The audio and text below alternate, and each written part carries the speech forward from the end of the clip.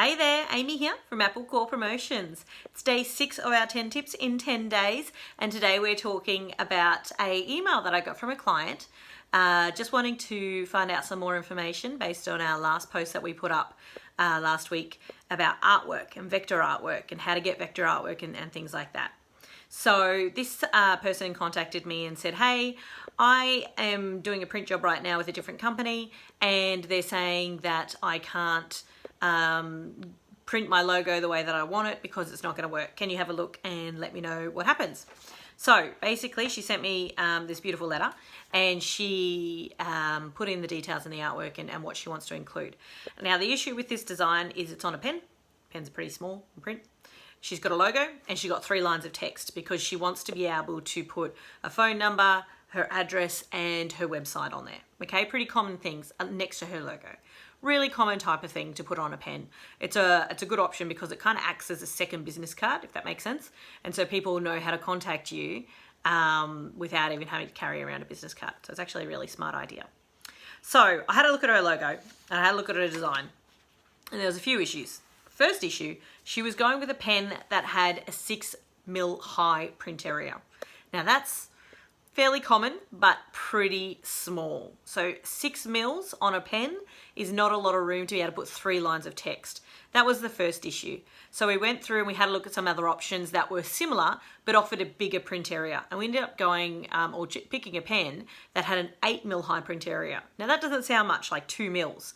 But when we're talking print and we're talking size of text in a print, that can make a huge difference because it means all of her lines of text went from being under a mil to being just over a mil in size. And a mil is kind of your borderline of you can't go any smaller than a mil because you won't be able to read it.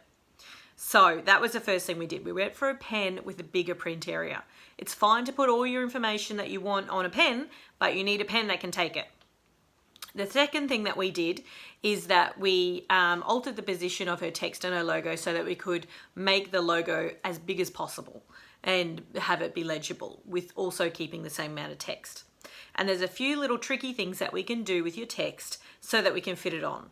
One thing that I do with everyone's print because it makes the print so much better is removing the www from your website. Nobody needs it anymore. It's such an old-fashioned thing. Everybody knows that there's a www that goes before the website, right? So we changed it to just the text.com.au. And that solved a lot of problems because the website was the biggest part of her text or her logo that couldn't be read. So just taking that little bit of text off really helped. The other thing that we did is we removed the PO box. Sorry, not the PO box, we removed the postcode from her address. We put the street and the suburb. And the reason that we did that is because she was a local business only advertising to local areas. So they knew what the suburb was. You know, it wasn't going across international or, you know, outside her local area. So she only needed it to be addressed to the people in her area. So that was one of the things. Not something we can do with everyone, especially if you are dealing with people overseas, interstate, because obviously there's multiple suburbs with the same name, but something that we could do for her. So we were able to remove a little bit of text whilst keeping the whole concept the same. And that really changed her logo. So she was able to print with her text being legible, her logo being legible, and she loved it.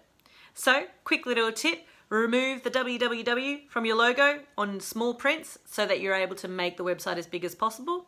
And if possible, just branding or promoting locally, remove your postcode because sometimes it's not needed. Hope that helps. See you later.